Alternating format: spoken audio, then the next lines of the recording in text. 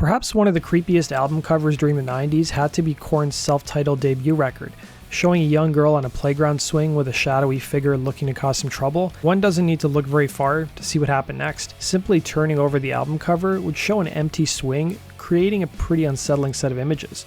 So what's the story behind the album cover and whatever happened to the girl on it? That's what we're going to explore in today's video.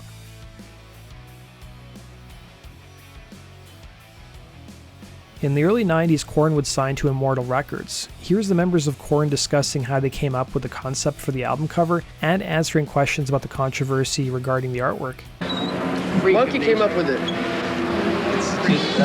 It's kind of show you like the dark side of everything that's innocent, pretty much, you know, because without this, it's an innocent picture. But when you add the shadow, it's the dark side to the picture. You know what I mean? You know what I mean? Kind of like the unknown of... Do you think it could be misinterpreted, though? Yeah, by people that have no clue. It is misinterpreted. It's misinterpreted a lot, but... It is, eh? It's just whatever you get say, you know, if it's misinterpreted or not. You know, their interpretation just is their interpretation, not that it's a misinterpretation. It's all of the opinion, situation. Right? Yeah, but you can understand how people could get a little upset about something like this. Well, let him. Why? Is he doing anything? He's not doing nothing. Is she doing anything? You know, that's her dad carrying the horseshoes.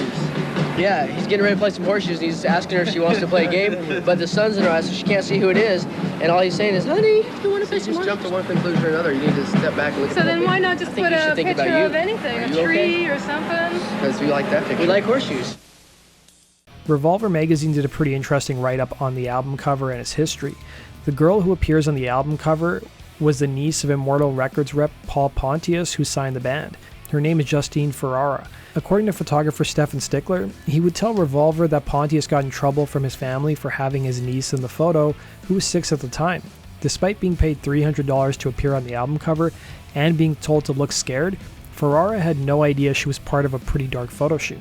The day of the shoot saw Ferrara accompanied by her mom, and Ferrara would admit she didn't see the album cover until years later when she was in grade 8, telling Revolver, "I heard my parents weren't too happy, and my mom wasn't keen on punk kids recognizing her little girl in the supermarket, but I think it's cool." Ferrara would add, "I just remember being in the park with this guy, Dante Areola, who was the co-director of the shoot and the owner of the Menacing Shadow, who's really nice.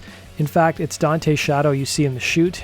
As for how he got that creepy Edward Scissorhand finger in the shoot, no props were actually used for the photo. As Stickler would tell Revolver, Areola simply moved his fingers, trying to make creepy shapes in the shadows. It was late in the day, so the shadows were getting long.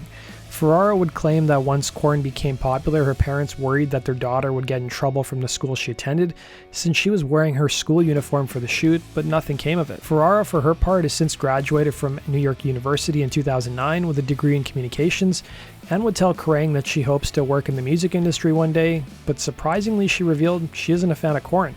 That does it for today's video, guys. Thanks for watching. Be sure to like button and subscribe, and we'll see you again in Rock and Roll True Stories. Take care.